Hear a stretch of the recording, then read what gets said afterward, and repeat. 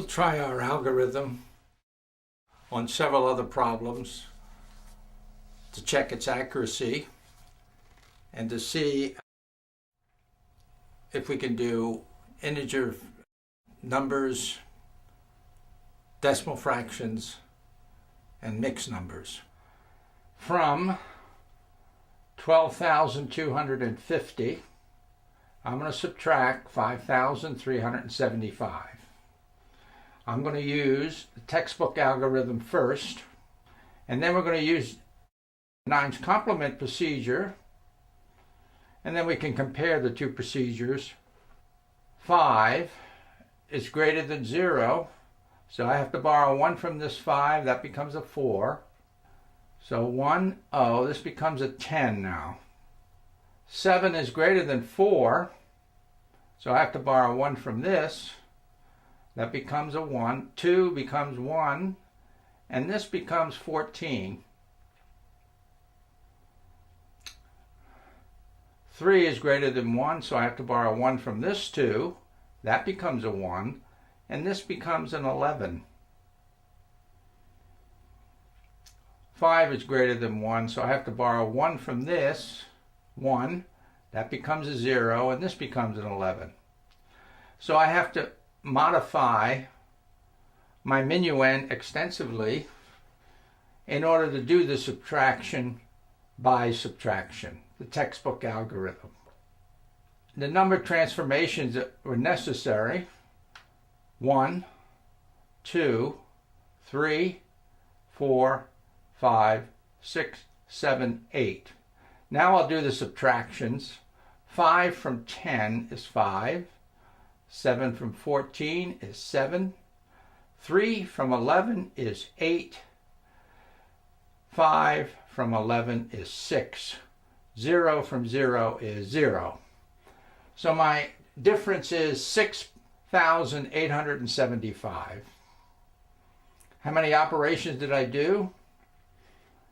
8 number transformations of the minuend, then 4 hard subtractions: 5 from 10, 7 from 14, 3 from 11, 5 from 11. So I did 12 operations in order to get this difference, 6,875. All right, now we'll do it by the 9's complement procedure. I'm going to rewrite the minuend without modification. We are not going to modify the minuend whatsoever. If the subtrahend digits are less than the minuend digits, which they are, then I have to add a leading 0. I have to add as many leading zeros as I need to make the subtrahend digits equal to the minuend digits. This is 4 versus 5, so I add the 0. The 0 is necessary because I must take the 9's complement of the subtrahend. What number added to 0 gives you 9? 9. What number added to 5 gives you 9? 4. What number added to 3 will equal 9?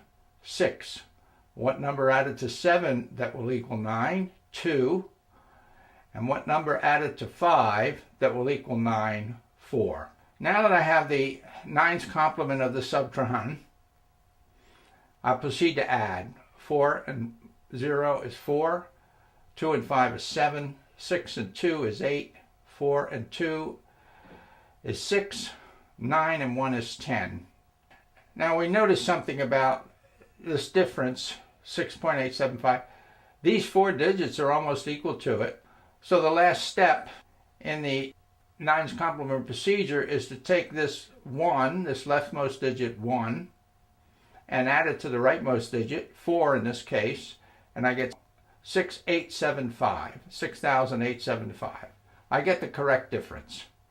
Where did this extra 1 come from?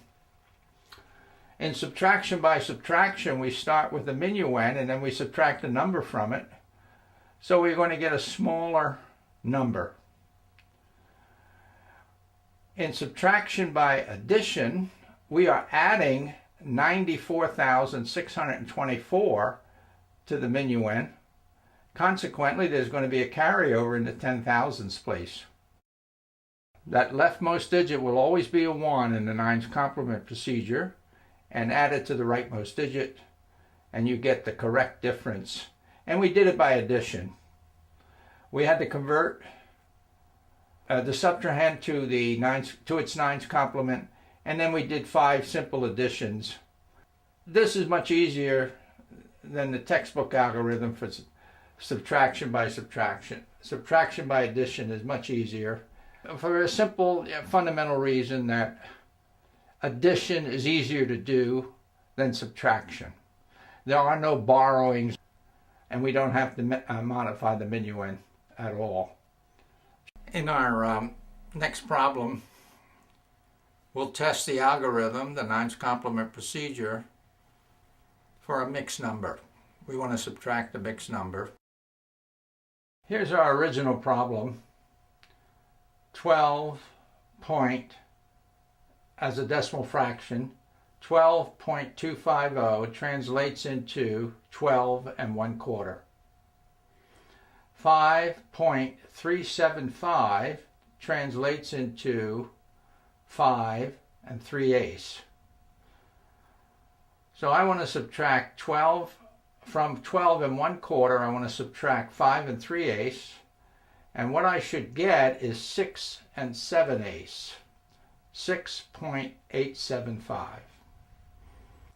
I want to do it, of course, by a 9's complement procedure, so I have to find a 9's complement of 5 3/8. So what I'll do is add a 3 to that 5. 5 3 is 8. Then 3/8. To make 8/8, I need 5/8. So 3 and 5 is 8/8. Now, when you add those two numbers, 8 and 8/8, that's equal, that's another way of writing 9.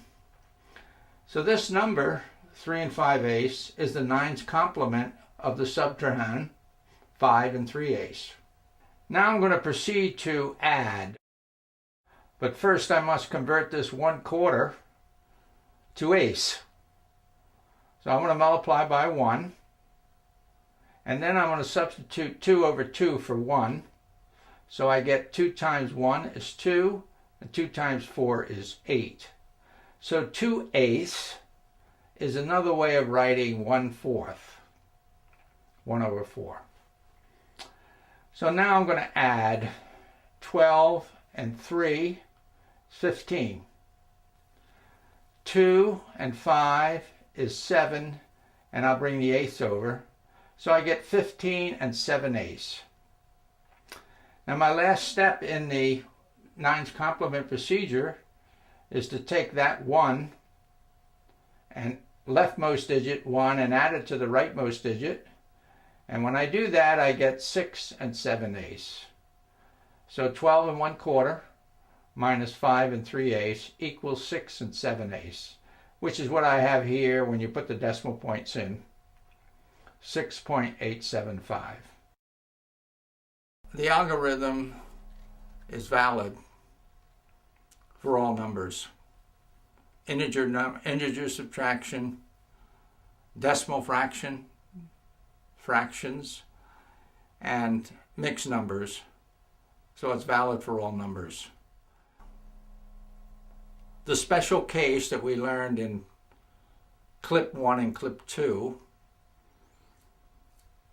will allow a student in the first grade who is learning addition for the first time, when they reach the level of skill where they can add two basic numbers that sum to 9, they can be taught to do subtraction by addition.